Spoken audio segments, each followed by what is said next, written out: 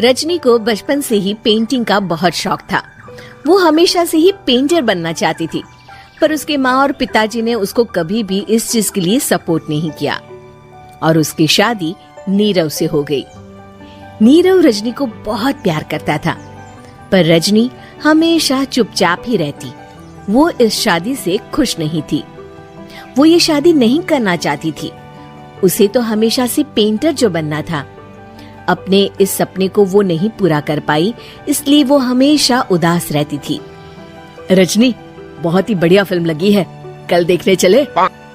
नहीं जी, कल मुझे बहुत काम है, मैं नहीं जा पाऊंगी। अच्छा तो कोई बात नहीं, संडे को चलते हैं। देखिए, मुझे फिल्म देखना पसंद नहीं है। आपको जाना है तो चले जाइए।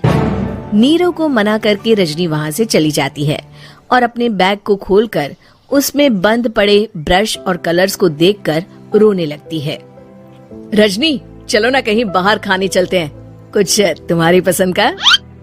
जी, मुझे नहीं जाना, मेरी तबीयत ठीक नहीं है। रजनी वहाँ से चली जाती है।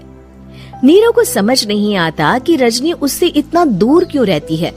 वो जब भी उसके साथ वक्त बिताना चाहता है, रजनी कोई ना कोई बहाना बना देती है। एक दिन घर पर कोई नहीं था। रजनी घर का सारा काम जल्दी से खत्म कर लेती है। घर पर अकेले होने के कारण वो सोचती है कि वो आज पेंटिंग करेगी। वो अपने कमरे में जाकर पेंट ब्रशेस और कलर्स निकालकर जैसे ही कलर मिक्स कर रही होती है कि दरवाजे पर बेल बज जाती है। अब कौन आ गया इस वक्त? इतनी मुश्किल से तो मुझे पेंट करने का मौका मिला है। रजनी दरवाजा खोलती है तो उसकी सास अपनी सहेलियों के साथ खड़ी होती है और सब घर के अंदर आ जाते हैं।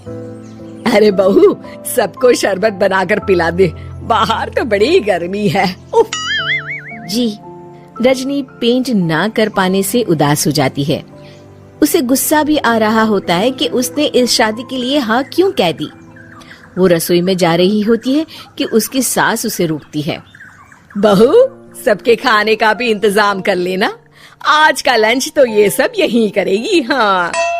रजनी बिना कुछ कहे रसोई में चली जाती है। सबके लिए खाना बनाती है। सब खाना खाते हैं और रजनी घड़ी देखती है कि ये सब कब जाएंगे ताकि वो अपनी पेंटिंग कर सके। जब शाम होती है तब सब चले जाते हैं अपने घर। अरे बहू, सब तेरे खाने की तो बहुत तारीफ कर रहे थे, सबको बहुत अच्छा लगा खाना। आपको मुझे सुबह बताना चाहिए था ना कि आपकी सहेलियां आ रही हैं। पता भी है कितना वक्त लगा सारा खाना बनाने में। अरे बहू, तू ऐसे कैसे बात कर रही है मुझसे? तो और कैसे बात करूं? मैं इस घर की कोई नौकरानी नहीं हूँ कि इतना काम करूंगी। रजनी अपने कमरे में जाकर दरवाजा बंद कर लेती है। शाम को जब नीरव आता है तो उसकी माँ उसे पूरी घटना के बारे में बताती है। क्या रजनी ने आपसे इस तरह बात की माँ? हाँ, और पता नहीं उसे क्या हो गया है, शाम से बाहर भी नहीं आई है। मैंने तो कई बार आवाज दी, खाना भी नहीं खाया उसने। तू ही बात करके देख ले बेटा। नीरव अपने कमरे का दरवाजा खटखटाता है।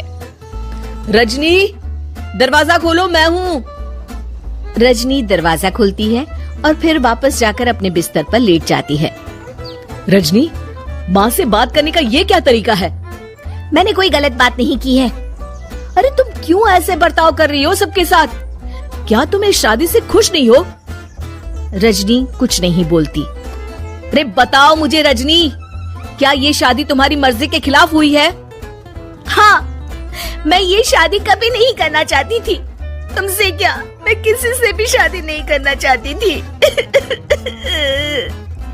रजनी रोने लगती है। चुप हो जाओ रजनी, बताओ मुझे, तुम क्यों नहीं करना चाहती थी शादी? रजनी बेड के नीचे से अपने पेंटिंग्स, कलर्स, ब्रश, पेपर्स निकालती है। इतने में उसकी सास भी कमरे में आ जाती है। ये देख रहे हो, ये थे मेरे सपने। मैं पेंटर बनना चाहती थी, पर माँ पापा ने कभी सपोर्ट नहीं किया और मेरी शादी करवा दी। मेरे सारे सपने टूट गए। हर वक्त बस गुस्सा आता रहता है मुझे। मैं जानती हूँ कि आप लोगों की इसमें कोई गलती नहीं है, पर मैं क्या करूँ, मुझे समझ में नहीं आता।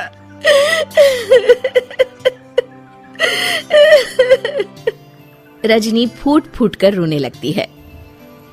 मुझे माफ कर दीजिए, आप दोनों के साथ मैं बहुत बुरा बर्ताव कर रही हूँ। अरे रजनी बेटा चुप हो जाओ तुम। नीरव पानी लेकर आता है। ये लो पानी पियो और शांत हो जाओ। रजनी पानी पीती है और उसकी सास पेंटिंग्स देख रही होती है। अरे नीरव, हमें तो पता ही नहीं था कि हमारी बहू कलाकार है। अरे कितनी अच्छी पेंटिंग्स बनाई है, देखो तो। ये वाली तो मैं अपने कमरे में ले जाऊंगी। आपको ये पेंटिंग्स अच्छी लगी? अच्छी नहीं, बहुत अच्छी लगी।